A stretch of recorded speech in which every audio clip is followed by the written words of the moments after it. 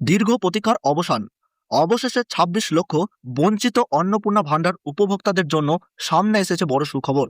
খুব শীঘ্রই ৩,০০০ টাকা ব্যাংক অ্যাকাউন্টে জমা হতে চলেছে। এরই মধ্যে স্ট্যাটাস নিয়ে সামনে এসেছে বড় আপডেট। অনেকের আবেদন এখনো আন্ডার ইনকোয়ারি দেখাচ্ছে। আবার অনেকে ভাবছেন তাহলে কি এখনো ভেরিফিকেশন হয়নি, আবেদন কি এখনো অ্যাপ্রুভ হয়নি, নাকি স্ট্যাটাস আপডেটই করা হয়নি।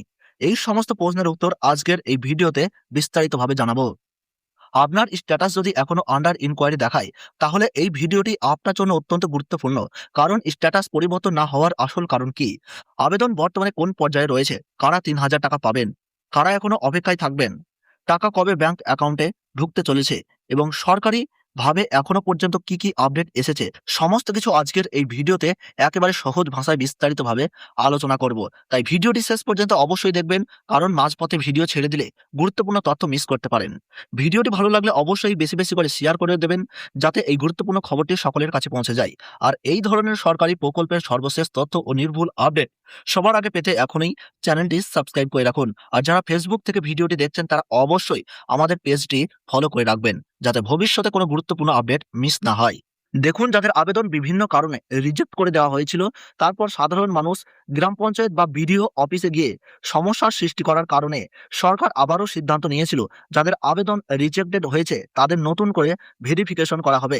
এবার ভেরিফিকেশনের জন্য ২ ধরনের আইডি দেওয়া হয়েছিল এবং ২ ধরনের অফিসারকে এই কাজে নিয়োগ করা হয়েছিল। একজন হচ্ছেন এনকোয়ারি অফিসার, যিনি গ্রাম পঞ্চায়েত স্তর বা পৌরসভা স্তরে কাজ করছেন। আরেকজন হচ্ছেন ভেরিফাইং অফিসার।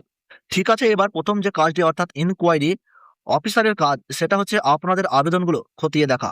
আপনি যোগ্য না অযোগ্য, অথবা কারোর আবেদনে যদি কোনো ভুল থেকে থাকে, যেমন কেউ আধার কার্ডের নম্বর ভুল দিয়েছেন, কারোর নাম ভুল এন্ট্রি হয়েছে, কারোর জন্ম তারিখ ভুল হয়েছে বা অন্য কোনো ভুল এন্ট্রি করা হয়েছে, সেগুলো সংশোধন করে পুনরায় আবেদনটি সাবমিট করা। ঠিক আছে, সেটাই ছিল ইনকোয়ারি অফিসারের কাজ। তো দর্শক বন্ধুরা, আপনারা দেখতে পেলেন ইনকোয়ারি অফিসারের কাজ কি ছিল।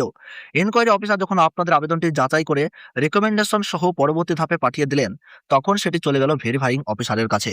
তাহলে আপনারা দেখতে পাচ্ছেন পরবর্তী ধাপে কিন্তু ভেরিফাইং অফিসারের কাছে চলে আসছে। এবার জানিয়ে দেবো ভেরিফাইং অফিসার কারা। আপনাদের বিডিও অফিসের এক বা একাধিক স্থায়ী সরকারি কর্মচারীকেই ভেরিফাইং অফিসারের দায়িত্ব দেওয়া হয়েছে। তাদের নির্দিষ্ট আইডি ও পাসওয়ার্ড দেওয়া হয়েছে। তারা যখন সেই আইডি ও পাসওয়ার্ড দিয়ে ভেরিফাইং অফিসার পোর্টালে লগ ইন করছেন, তখন তাদের ড্যাশবোর্ডে সমস্ত আবেদন চলে আসে, যেগুলো ইনকোয়ারি অফিসার পাঠিয়েছেন। এরপর ভেরিফাইং অফিসার আবার আবেদনগুলো যাচাই করছেন, দেখে তিনি অ্যাকসেপ্ট দ্য অ্যাপ্লিকেশন করে দিচ্ছেন, অর্থাৎ আপনাদের আবেদনটি অ্যাপ্রুভ করে দিচ্ছেন। এরকমই অধিকাংশ আবেদন ইতিমধ্যেই অ্যাপ্রুভ করে দেওয়া হয়েছে। এবার আপনারা বলবেন, আবেদন যদি অ্যাপ্রুভ করেই দেওয়া থাকে, তাহলে আমাদের স্ট্যাটাসে এখনো আন্ডার ইনকোয়ারি দেখাচ্ছে কেন? দেখুন, এর কারণ হচ্ছে আপনাদের সিটিজেন পোর্টালে এখন পর্যন্ত স্ট্যাটাসে নতুন আপডেট দেওয়া হয়নি। সিটিজেন পোর্টাল মানে সাধারণ মানুষ যে পোর্টালের সমস্ত তথ্য দেখতে পাচ্ছেন, সেখানে এখনো পুরনো স্ট্যাটাসই দেখানো হচ্ছে। অর্থাৎ যে পুরনো স্ট্যাটাস ছিল সেটাই এখনো রয়েছে, সেখানে কোনো নতুন আপডেট দেওয়া হয়নি। সেই কারণেই আপনারা নতুন কোনো স্ট্যাটাস দেখতে পাচ্ছেন না। তবে ভয় পাওয়ার কোনো কারণ নেই। কিন্তু আপনি যদি বিডিও অফিসে যান বা সেখানে গিয়ে আপনার স্ট্যাটাসটি চেক করান, তাহলে তারা অফিসিয়াল আইডি দিয়ে লগ ইন করে আপনার আবেদনটি দেখে দিতে পারবেন। সেখানে দেখা যাবে আপনার আবেদন অ্যাপ্রুভ হয়েছে কিনা, পেন্ডিং রয়েছে কিনা, নাকি রিজেক্ট হয়েছে। অধিকাংশ আবেদনই সেখানে ইতিমধ্যেই অ্যাপ্রুভ হয়ে গেছে। সুতরাং এবার যে টাকা দেওয়া হবে, অধিকাংশ মানুষই কিন্তু সেই টাকা ব্যাংক অ্যাকাউন্টে পেয়ে যাবেন। বোঝাতে পারলাম তো? স্ট্যাটাসে পরিবর্তন দেখতে পাচ্ছেন না বলে ভাববেন না যে আপনাদের আবেদন এনকোয়ারি হয়নি, ভেরিফিকেশন হয়নি বা কোনো কাজই হয়নি। এরকমটা ভাবার কোনো কারণ নেই। ইতিমধ্যেই অধিকাংশ জায়গায় অভ্যন্তরীণভাবে অফিসের স্টাফরা সমস্ত কাজ কিন্তু সম্পূর্ণ করছেন। অনেক জায়গায় কথা ছিল যে বাড়ি বাড়ি গিয়ে ফিল্ড ভেরিফিকেশন করা হবে, কিন্তু অনেক ক্ষেত্রেই তা হয়নি। অফিসের স্টাফরাই নিজেদের মতো করে আবেদনগুলো খতিয়ে দেখে ইনকোয়ারি সম্পূর্ণ করছেন। এরপর ইনকোয়ারি অফিসার আবেদনগুলো রেকমেন্ড করে ভেরিফাইং অফিসারের কাছে পাঠিয়েছেন এবং ভেরিফাইং অফিসারও আবেদনগুলো অ্যাপ্রুভ করে দিয়েছেন। সুতরাং চিন্তার কিন্তু কোনো কারণ নেই। আপনার বাড়িতে যদি ভেরিফিকেশন করতে না আসে, তাতেও কোনো সমস্যা নেই। অফিস কিভাবে ভেরিফিকেশন করবে সেটা সম্পূর্ণ তাদের উপর নির্ভর করছে। অনেক সময় ফোন করেও ডাকা হতে পারে, অনেক সময় বাড়িতে আসা দিদি বা আইসিডিএস কর্মীরা ভেরিফিকেশন করে যেতে পারেন, আবার অনেক সময় ফোনে তথ্য জেনে নিতে পারেন, অথবা অফিসে বসেই তারা ভেরিফিকেশন সম্পূর্ণ করে দিতে পারেন। বোঝাতে পারলাম? এবার প্রসঙ্গ হচ্ছে, তাহলে টাকা কবে দেবে? দেখুন, টাকা দেওয়ার নির্দিষ্ট কোনো তারিখ এখনো পর্যন্ত সরকারিভাবে ঘোষণা করা হয়নি। বিভিন্ন জায়গায় শুনতে পাচ্ছেন 15 তারিখ, 16 তারিখ, 20 তারিখ, এরকম বিভিন্ন তারিখে নাকি টাকা দেওয়া হবে, কিন্তু এখনো পর্যন্ত কোনো অফিসিয়াল তারিখ ঘোষণা করা হয়নি।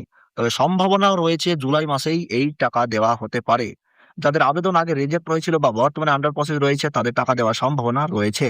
তবে এখনো নির্দিষ্ট তারিখ ঘোষণা করা হয়নি। টাকা ছাড়লে সেই তথ্য আমরা অবশ্যই আপনাদের জানিয়ে দেব, অথবা টাকা ছাড়ার আগে যদি কোনো তারিখ ঘোষণা করা হয় সেটাও আমরা আপনাদের জানিয়ে দেব। বোঝাতে পারলাম? এবার আপনি যদি জানতে চান আপনার আবেদনটি অ্যাপ্রুভ হয়েছে কিনা, তাহলে একবার বিডিও অফিসে যাবেন, সঙ্গে আপনার আধার কার্ডটি নিয়ে যাবেন, তারা চেক করে বলে দেবেন আপনার আবেদনটি অ্যাপ্রুভ হয়েছে কিনা, নাকি এখনো পেন্ডিং অবস্থায় রয়েছে।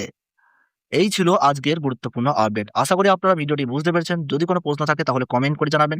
ভিডিওটি বেশি বেশি করে শেয়ার করবেন যাতে সকলেই খবরটি জানতে পারেন। আর এই ধরনের তথ্য ও আপডেট সবার আগে পেতে চ্যানেলটিকে সাবস্ক্রাইব করতে ভুলবেন না।